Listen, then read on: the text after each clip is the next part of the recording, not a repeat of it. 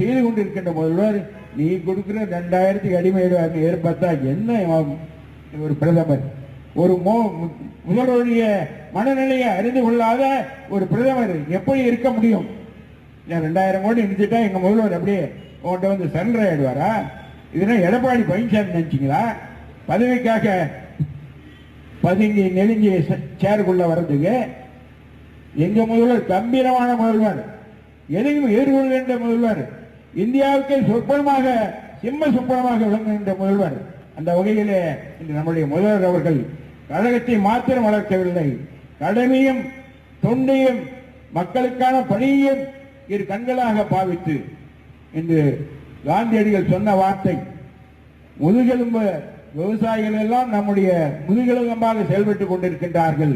அதை காப்பாற்றுவதற்காக தனி ஒரு அமைச்சர், அந்த துறைக்கே தனி அமைச்சர், விவசாயத்துறைக்கு